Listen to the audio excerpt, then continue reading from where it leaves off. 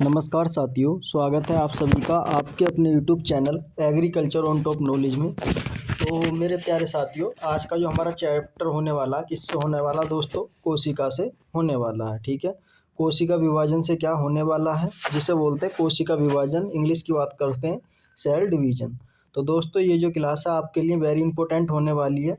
वैसे इस क्लास से क्या आपके यूपी कैटेट, यूपी बोर्ड और आईसीआर एग्जाम में क्या क्वेश्चन पूछे जाते हैं? बहुत ही सिंपल एमसीक्यू में पूछे जाते हैं। लॉन्ग आंसर में आपसे पूछेगा कोशिका विभाजन किसे कहते हैं, कोशिका क्या है, ये सारी चीज़ों के बारे में पूछेगा। ठीक है, कोशिका विभाजन किसे कहते हैं और कोशिका विभाजन के प्रकार कितने होते हैं, कितने प्रकार से ये होती है। तो इसी वीडियो के अंदर दोस्तों इन्हीं सभी चीज़ों पर हम क्या बात करने वाले हैं। तो इसलिए आप सभी से रिक्वेस्ट है कि अगर आप प्लीज़ चैनल पर पहली बार आए हो तो प्लीज़ चैनल को सब्सक्राइब कर लेना और साथ के साथ बेल आइकन दबा देना, जिससे आने वाली हर एक वीडियो का नोटिफिकेशन आप तक क्या पहुंच जाए। तो ये जो क्लास है दोस्तों कक्षा 11 कृषि वनस्पति विज्ञान में आपका चैप्टर है कोशिका का। ठीक है, तो उसी के लिए क्लास है, वेरी इंपॉर्टेंट क्लास है अभी। तो चलो चलते हैं ज़्यादा टाइम ना लेते हुए। ओके, तो सबसे पहले हम दोस्तों इसमें देखेंगे किसकी कोशिका विभाजन क्या है। जैसे मैंने आपको बता दिया कोशिका विभाजन क्या है, इसकी डेफिनेशन देखने वाले भी। तो कोशिका किसे कहते हैं, कोशिका विभाजन किसे कहते हैं? तो कोशिका विभाजन किसे कहते हैं? किसी भी प्रकार की कि दोस्तों क्या किसी भी प्रकार को किसी भी कोशिका में परिवर्तन के परिणाम स्वरूप एक से दो नई कोशिकाओं का बनना कोशिका विभाजन कहलाता है। ठीक है, मान लो दोस्तों ये हमारी एक कोशिका है, इसके अंदर क्या न्यूक्लियस है, इससे क्या है दो कोशिका बनना। ठीक है, इसका इस तरीके से क्या है एक कोशिका से दो कोशिकाओं का बनना, दो नई कोशिकाओं का बनना क्या कहलाता है? हमारा कोशिका विभाजन कहलाता है। यानी कि इस कोशिकाओं से इसका न्यूक्लियस दो भागों में बढ़ जाता है, तो इससे क्या है नया क्या जनरेशन उत्पन्न होती है, नई कोशिका बनती है, उसे क्या कहते हैं? कोशिका विभाजन कहते हैं। यानी कि एक कोशिका से दूसरी दो नई कोशिकाओं का बनना। ठीक है, ये एक हमारी कोशिका थी, इससे ये अलग अलग दो कोशिका बनी है, भाई नई कोशिका बनी है, तो इसे क्या कहते हैं? कोशिका विभाजन कहते हैं। ओके, अब बात कर लेते हैं दोस्तों इसके कुछ मैंने डायग्राम इसमें लगा रखा है। ठीक है, तो ये आप देख सकते हैं कोशिका विभाजन आपका कुछ इस तरीके से होता है। सबसे पहले इंट्राफेस, फिर प्रोफेस होती है, प्रोफेस के बाद मेटाफेस होती है, उसके अंदर फिर एनाफेस, फिर उसके बाद टीलोफेस। ठीक है, इस तरीके से आपका कोशिका का विभाजन होता है भी। ओके, आगे चलते हैं दोस्तों, आगे देख लेते हैं। अब देख लेते हैं मात्र कोशिका व संति कोशिकाएं किसे कहते हैं। आपसे एक नंबर में पूछ सकता है मात्र कोशिकाएं और संति कोशिकाएं किसे कहते हैं। तो सबसे पहले हम देखेंगे दोस्तों मात्र कोशिकाएं और संति कोशिकाएं। सबसे पहले मात्र कोशिका के बारे में जानेंगे। तो मात्र कोशिकाएं किसे कहते हैं? तो दोस्तों मात्र कोशिकाएं किसे कहते हैं? जो कोशिका विभाजित होती हैं, ऐसी कोशिकाएं जो विभाजित होती हैं वे क्या कहलाती हैं? हमारी मात्र कोशिकाएं, जिसे मदर सेल के नाम से जाना जाता है। मात्र कोशिकाएं क्या कहलाती हैं? जिसे मदर सेल के नाम से इंग्लिश में जाना जाता है अभी। ठीक है, दूसरा पॉइंट है आपका इसका, जो नई कोशिकाएं बनाती हैं उनमें संति कोशिकाएं, यानी कि डॉटर सेल के नाम से जाना जाता है। डॉटर सेल किसे कहते हैं? संति कोशिकाएं किसे कहते हैं? जो नई कोशिकाओं का निर्माण करती हैं उन्हें डॉटर सेल या संति कोशिकाएं कहते हैं। ठीक है, जो कोशिका विभाजित होती हैं, यानी कि जो कोशिकाएं बढ़ जाती हैं तो उन्हें मात्र कोशिकाएं या मदर सेल के नाम से जाना जाता है भाई। ठीक है दोस्तों, अगर आपको वीडियो अच्छी लगे तो प्लीज़ लास्ट में एक छोटा सा कमेंट करना और इस वीडियो को अपने दोस्तों को जरूर दो दोस्तों को जरूर शेयर करना, अपने कॉलेज के जो आपके साथ पढ़ रहे हैं भाई। ठीक है, ये जो क्लास है दोस्तों मैं फिर से बता देता हूँ आपको, यूपी कैटेट, ठीक है, UP CATET exam, ICR exam, जो बीएससी एग्रीकल्चर करने के लिए क्या है एंट्रेंस एग्ज़ाम होते हैं, उनके लिए ये एग्ज़ाम है यूपी कैटेट और आईसीआर। ठीक है, यूपी कैटेट जो है दोस्तों स्टेट लेवल का एग्ज़ाम है, अलग अलग स्टेट के हिसाब से अपने अपने एग्ज़ाम कराए जाते हैं भी। आईसीआर जो है आपका कैसा हमारा सेंट्रल एग्ज़ाम है, यानी कि जो आप इस आईसीआर से क्या ऑल इंडिया में कहीं भी एडमिशन ले सकते हो इस पेपर को क्लियर करने के बाद, बीएससी एग्रीकल्चर करने के लिए या किसी भी कोर्स के अंदर एडमिशन लेने के लिए। ओके, आगे चलते हैं दोस्तों। अब देख लेते हैं कोशिका विभाजन क्या है दोस्तों। एक मिनट रुको।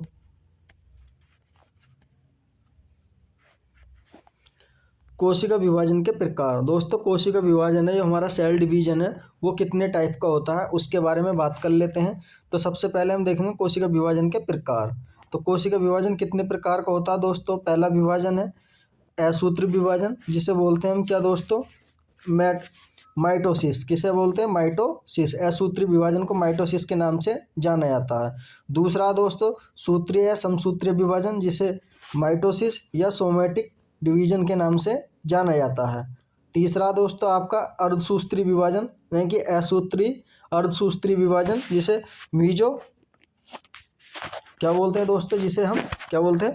मियोसिस। क्या बोलते हैं? मियोसिस या रिडक्शन डिवीजन के नाम से क्या इसे जाना जाता है अभी। ओके, तो इन्हीं सभी के बारे में दोस्तों हम एक एक करके क्या पढ़ने वाले हैं। इन तीनों चीज़ों के बारे में क्या हम पढ़ने वाले हैं भी एक एक करके। बेसिकली ये चैप्टर क्या आपका 2 वीडियो में मैं कवर कराऊंगा इसी तरीके से, ठीक है भी। इसी तरीके से क्या है, इसे 2 वीडियो में मैं कवर कराने वाला हूँ, तो इसलिए आप इस चैनल को जरूर सब्सक्राइब कर लेना। अगर आपको इसकी पीडीएफ चाहिए तो आप दिए गए मेरे टेलीग्राम चैनल पर क्या है जाकर सर्च करें, एग्रीकल्चर ऑन टॉप नॉलेज के नाम से आपको टेलीग्राम चैनल सर्च वहाँ पर मिल जाएगा। अगर नहीं मिलता तो इस वीडियो के नीचे मैं लास्ट में क्या एक लिंक डाल दूंगा अपने टेलीग्राम चैनल की भी, ठीक है। आप वहाँ से डाउनलोड कर लेना और इसकी पीडीएफ आपको वहाँ पर मिल जाएगी फ्री ऑफ कॉस्ट भाई। ओके, आगे चलते हैं दोस्तों। अब देखते हैं असूत्रीय विभाजन, जिसे बोलते हैं दोस्तों एमाइटोसिस, ठीक है। एमाइटोसिस विभाजन किसे बोलते हैं? असूत्रीय विभाजन। तो किसे बोलते हैं, सबसे पहले हम देख लेते हैं क्या क्या पॉइंट है इसके। यह सबसे सरल प्रकार का विभाजन होता है, इसमें कोई स्पष्ट अवस्था नहीं होती है। असूत्रीय विभाजन में कोई भी स्पष्ट अवस्था नहीं होती है। यह किस में होता है दोस्तों? पाया जाता है ज़्यादातर जो हमारे शैवाल हो गए, जैसे हमारे फंगस हो गए, कुछ हमारे बैक्टीरिया हो गए, जीवाणु जिसे बोलते हैं, कुछ हमारे प्रोटोजोआ हो गए। जो असूत्रीय विभाजन है ये एमाइटोसिस जो होता है किसके अंदर होता है? शैवाल के अंदर, कवक के अंदर, जीवाणुओं के अंदर, प्रोटोजोआ के अंदर। एक सरल ही विभाजन होता है, इसमें कोई भी स्पष्ट अवस्था नहीं होती। यह जो मुख्य रूप से पाया जाता है शैवाल, कवक और अन्य जीवाणुओं में पाया जाता है, ठीक है भी। ये हो गया दोस्तों हमारा असूत्रीय विभाजन का, यानी कि एमाइटोसिस, ठीक है। अब बात कर लेते हैं दोस्तों अगला प्रकार। ये दोस्तों कुछ इस तरीके का हमारा होता है, ठीक है। एमाइटोसिस इसका ये डायग्राम है। ये एक हमारा क्या है? सेल है। सेल, इसके अंदर क्या न्यूक्लियर होता है, न्यूक्लियस होता है, फिर उसके बाद साइटोप्लाज्मा होता है। तो जब इसका ये डिवाइजेशन होता है दोस्तों, कंसंट्रेशन कंट्रैक्शन के बाद क्या है दोस्तों, इसका जो हमारा केंद्रक होता है, जो न्यूक्लियस होता है, वो 2 भागों में बढ़ता चला जाता है, ठीक है। यानी कि कुछ इस तरीके की इसकी शेप हो जाती है। फिर इसका जो न्यूक्लियस है हमारा 2 भागों में बढ़ जाता है। फिर उससे क्या होता है? डॉटर सेल का निर्माण होता है। ये 2 अलग अलग डॉटर सेल बन जाती हैं अभी दोस्तों, ठीक है। ये जो 2 अलग अलग पार्ट है बना हुआ, ये 2 डॉटर सेल कहलाती हैं अभी। ओके, आगे चलते हैं। अब जान लेते हैं दोस्तों समसूत्रीय विभाजन, जिसे बोलते हैं माइटोसिस। क्या बोलते हैं दोस्तों? माइटोसिस किसे कहते हैं? यह कायिका शरीर की कोशिकाओं में होता है। जो हमारी कायिका शरीर है उसकी कोशिकाओं में होता है। दूसरा पॉइंट है, इसमें सोमैटिक विभाजन भी कहते हैं इसको। जो समसूत्रीय विभाजन को हम सोमैटिक विभाजन भी का कहा जाता है। ओके, गुणसूत्रों की संख्या इसमें समान बनी रहती है, यानी कि 2Na के इसमें क्या 2Na ही रहते हैं भाई, ठीक है। माइटोसिस का नाम जो सबसे पहले दिया था हमारा, किसने दिया? वाल्टर फ्लेमिंग, डब्ल्यू फ्लेमिंग, जिसे डब्ल्यू फ्लेमिंग के नाम के साथ जाना जाता है। सन कब दिया था दोस्तों? 1882 में दिया था। ये दोस्तों आपके लिए बहुत ही इंपॉर्टेंट है, ये वाला पॉइंट यूपी कैटेट एग्जाम के लिए, ठीक है। ये जितने भी पॉइंट मैंने आपको बताया हूँ, यही पॉइंट आपको अपने यूपी बोर्ड एग्जाम में लिख पाओगे तो आपके नंबर नहीं कटने वाले भी, ठीक है। आपके नंबर नहीं कटने वाले, आपको पूरे नंबर मिलने वाले हैं। यूपी कैटेट एग्जाम के लिए आपके क्या जो साइंटिस्ट थे जिनने खोजा था वो, ठीक है। माइटोसिस नाम किसने दिया और किस सन में दिया, ये इंपॉर्टेंट है। ये आपसे पूछ सकता है यूपी बोर्ड, यूपी कैटेट दोनों में। डेफिनेशन में आप इन पॉइंटों को लिखे आओगे तो भी आपके पॉइंट नहीं कटेंगे, ठीक है, नंबर। आगे चलते हैं। ये कुछ इसका क्या स्ट्रक्चर है माइटोसिस का, ठीक है। ये क्या इसका एक स्ट्रक्चर है। इसमें क्या हमारा दोस्तों मदर सेल है, 1 मिनट। इसके अंदर हमारे क्या है? मदर सेल है, ठीक है। फिर डीएनए का क्या रेप्लिकेशन हुआ, डीएनए का रेप्लिकेशन हुआ, क्या सेलों का डिवाइजेशन हुआ। सॉरी 1 मिनट रुको, ठीक है। ये हमारा क्या सेलों का डिवाइजेशन हुआ, यानी कि सेल क्या हमारी आपस में 2 भागों में बट गई। तो 2 डॉटर सेल क्या हमें प्रोड्यूस हुई भी, ठीक है। 2 डॉटर सेल इस तरीके से क्या प्रोड्यूस हो जाती हैं। तो इसलिए आप ये डायग्राम भी अपनी कॉपी में बना सकते हो भी। इस तरीके का माइटोसिस का आप डायग्राम बना सकते हो, ये जितनी भी चीज़ इसमें लिखी हुई हैं। ओके, आगे चलते हैं, आगे देख लेते हैं। अब देख रहे हैं माइटोसिस का महत्व। जो हमारा माइटोसिस है इसका क्या इंपॉर्टेंस है उसके बारे में। सबसे पहला इंपॉर्टेंट है यह शरीर की वृद्धि के लिए, ठीक है। दूसरा है पुनः क्या है जनरेशन के लिए, इनकी रीजनरेशन क्या काम करती हैं अभी, ठीक है, रीजनरेशन का काम करती हैं। दूसरा पॉइंट है घाव भरना और ऊतकों की मरम्मत करना, इनकी रिपेयरिंग करना, ठीक है। माइटोसिस के ये तीन महत्व वो क्या होते हैं दोस्तों। सबसे पहला ग्रोथ करती है, दूसरा है दोस्तों आपका, पहला ग्रोथ करती है, दूसरा है रीजनरेशन का काम करती है, तीसरा आपका घाव बनने का। दोस्तों ये तीनों इंपॉर्टेंट पॉइंट है। माइटोसिस का आपसे महत्व पूछे एमसीक्यू में किस काम में आती है, तो ये तीनों काम में आती है। ये तीनों पॉइंट आपको पता होने चाहिए। ओके, आगे चलते हैं दोस्तों, आगे देख लेते हैं अर्धसूत्री विभाजन जिसे बोलते हैं मियोसिस, ठीक है। तीसरा जो पार्ट है हमारा किसका, मियोसिस का है। तो मियोसिस की सबसे पहले बेसिक जानकारी है उनके बारे में जान लेते हैं। इसे क्या है दोस्तों, इसे रिडक्शन डिवाइजेशन के नाम से भी क्या जाना जाता है। इसमें गुणसूत्रों की संख्या आधी हो जाती है, यानी कि 2Na क्या इसमें आधे हो जाते हैं ये। यह जनन कोशिकाओं के गैमिट्स में होता है। जो हमारी जनन कोशिकाएं होती हैं उनके गैमिट के अंदर ये दोस्तों होता है। उसी प्रकार यह अलैंगिक जनन के अंदर अत्यंत आवश्यक है। जो हमारा सेक्सुअल मेथड है उसके लिए क्या है, बहुत ही अत्यंत है, इनकी महत्वपूर्ण है भाई। ओके, आगे चलते हैं दोस्तों। आप सभी से रिक्वेस्ट है कि आप प्लीज़ चैनल को ज़्यादा से ज़्यादा शेयर करें और अपने दोस्तों को भी ज़्यादा से ज़्यादा शेयर करें, जिससे हमारे साथ आपके और भी दोस्त जुड़ सकें ज़्यादा से ज़्यादा। ओके, अब दोस्तों ये इसका डायग्राम है मियोसिस का, आप देख सकते हो किस तरीके का इसका डायग्राम है, इससे कितनी सेलों का निर्माण हो रहा है। इसमें 4 डॉटर सेल दोस्तों बनती हैं, ठीक है। 4 डॉटर सेल इसमें क्या बनती है अभी मियोसिस में, ठीक है। ये पहले 2 डॉटर सेल बनेंगी, 2 डॉटर से ये क्या बनाएंगी, फिर अपनी अपनी 2 अलग अलग बनाएंगी इस तरीके से, ठीक है। तो इसका जो अगला पार्ट होगा उसमें अच्छी तरीके से और मैं समझाने की कोशिश करने वाला हूँ अभी। अब देख लेते हैं सूत्री विभाजन के 2 प्रमुख भाग होते हैं, कौन कौन से होते हैं। केंद्रक का विभाजन जिसे क्या बोलते हैं, कैरियोकाइनेसिस के नाम से जाना जाता है। दूसरा दोस्तों कोशिका द्रव्य का विभाजन जिसे साइटोकाइनेसिस के नाम से जाना जाता है। आपसे पूछेगा सूत्रीय विभाजन के 2 भाग कौन कौन से हैं, तो कैरियोकाइनेसिस और साइटोकाइनेसिस, ठीक है। इनकी केंद्रक का विभाजन, दूसरा कोशिका द्रव्य का विभाजन, ठीक है। सबसे पहले देख लेते हैं दोस्तों हम केंद्रक का विभाजन, जिसे कैरियोकोनिस, ठीक है, कैरियोकाइनेसिस के नाम से जाना जाता है। केंद्रक के विभाजन के 2 भाग होते हैं, में विभाजित क्या किया जाता है। केंद्रक का जो विभाजन है उसे 2 भागों में क्या विभाजित किया जाता है, कौन कौन से हैं उनके बारे में जान लेते हैं भी। सबसे पहला विभाजन अंतरालीय अवस्था जिसे बोलते हैं दोस्तों हम इंट्राफेज, क्या बोलते हैं इंट्राफेज। दूसरा हो जाएगा दोस्तों आपका विभाजन अवस्था जिसे बोलते हैं डिवाइजेशन फेज, ठीक है। तो ये केंद्रक विभाजन की क्या 2 अवस्थाएं होती हैं अभी, ठीक है, विभाजन की। आगे चलते हैं विभाजन अंतरालीय की अवस्थाएं। तो इंट्राफेज की कौन कौन सी अवस्थाएं होती हैं उनके बारे में जान लेते हैं अभी। सबसे पहली है 2 संपूर्ण विभाजनों के मध्य को इंट्राफेस क्या कहा जाता है। इंट्राफेस किसे कहते हैं, सबसे विभाजन अंतराल्य किसे कहते हैं भी, ये डेफिनेशन आपको पता होनी है। 2 संपूर्ण विभाजन के माध्यम की अवस्था को इंट्राफेस क्या कहा जाता है। दोस्तों जो भी हमारा 2 विभाजन होंगे उनके जो बीच में विभाजन होगा उसकी मध्य की जो अवस्था होंगी जितनी भी, उन्हें इंटरफेस के नाम से जाना जाता है भाई, ठीक है। अगला पॉइंट है दोस्तों इसका, इस अवस्था में कोई महत्वपूर्ण क्रिया, ठीक है। क्या दोस्तों, इस अवस्था में कोई भी महत्वपूर्ण क्रिया होती है, तो जैसे कि कोशिका द्रव्य की वृद्धि, गुणसूत्रों का द्विगुणन का होने के लिए डीएनए तथा प्रोटीन का संश्लेषण होना आदि। वास्तव में यह क्या अवस्था कोशिका विभाजन के लिए तैयार अवस्था मानी जाती है अभी। ओके, अगला पॉइंट है दोस्तों इसका आपका, ये क्या है, किसका डायग्राम है अभी, ठीक है।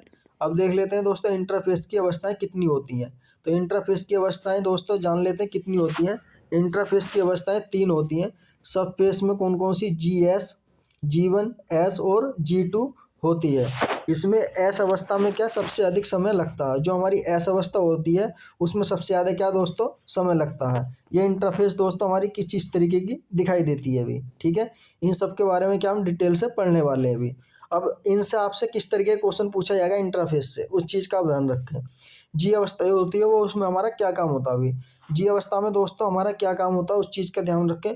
कोशिका पदार्थों की वृद्धि के लिए, ठीक है। इसमें क्या प्रोटीन तथा आरएनए का संश्लेषण होता है। आपसे पूछेगा प्रोटीन तथा आरएनए का संश्लेषण जो होता है, जो कोशिका विभाजन है वो किस अवस्था में होता है, तो आपको पता होगी इंटरफेस की जीवन अवस्था में होता है, ठीक है। इंटरफेस की जीवन अवस्था में होता है अभी, ठीक है। आगे चलते हैं दोस्तों।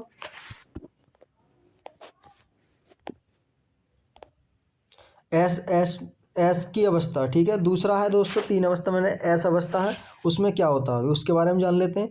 एस अवस्था में द्विगुणन विधि से क्या है डीएनए का यानी कि डबल हैकल क्या है इसमें विधि होती है डीएनए की, जो क्या संश्लेषण का काम करती है अभी। ठीक है, ये आपका पॉइंट वेरी इंपॉर्टेंट है, ये भी आपको पता होना चाहिए।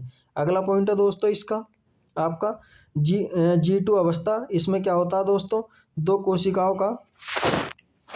कोशिकाओं के विभाजन की वास्तविक तैयारी होती है।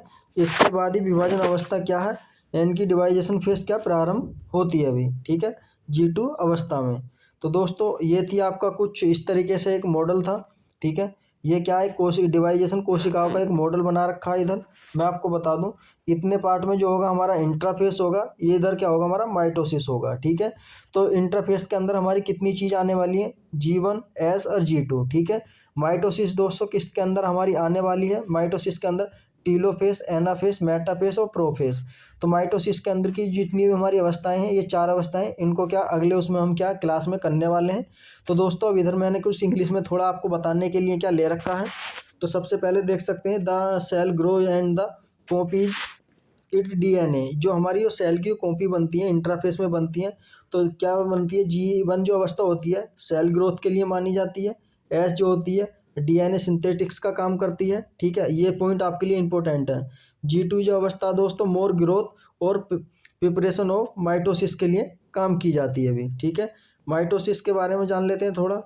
This cell division it is DNA and cytoplasmic forming two new cell. दोस्तों यानी कि माइटोसिस किसे कहते हैं, माइटोसिस एक सेल डिवीजन की आवश्यकता है। ये क्या डीएनए और साइटोप्लाज्मिक के क्या फॉर्मेशन करती है, जिससे क्या 2 नई सेलों का निर्माण होता है अभी। तो वो दोस्तों इसकी कितनी अवस्थाएं होती हैं, जैसे मैंने आपको बताया था प्रोफेस, मेटाफेस, एनाफेस और टीलोफेस। ठीक है, तो G01 के नाम से आने इसमें क्या रेस्टिंग स्टेज होती है, where the cell performance is the function and not preparing to divided. ठीक है, तो दोस्तों इसके ये कुछ क्या पॉइंट थे। ठीक, तो इसकी जो अगली है माइटोसिस, उसके बारे में हम अगली वीडियो में क्या कवर करने वाले हैं, तो इसलिए प्लीज़ चैनल को जरूर सब्सक्राइब कर लेना। तो थैंक यू दोस्तों, आज की हमारी वीडियो आपको कैसी लगी प्लीज़ कमेंट करके ज़रूर बताना, और अपने इस वीडियो को अपने 4 दोस्तों को भी, 2 दोस्तों को कम से कम यार जरूर शेयर करें अभी, जो आपके साथ क्या है कक्षा 11-12 की क्लास में क्या पढ़ रहे हैं। तो ये क्लास आपकी UP CATET, UP board exam, या आप कक्षा 11-12 के और भी सब्जेक्ट के स्टूडेंट हो, तो आपके लिए बहुत ही हेल्पफुल वीडियो होगी। तो थैंक यू दोस्तों, मिलते हैं इसी प्रकार की अगली वीडियो में। तब तक के लिए मैं इजाज़त दें, मस्त रहें और अपने एग्जाम की अच्छी तरीके से तैयारी करते रहें भी। तो मिलते हैं अगली वीडियो में, तब तक के लिए धन्यवाद।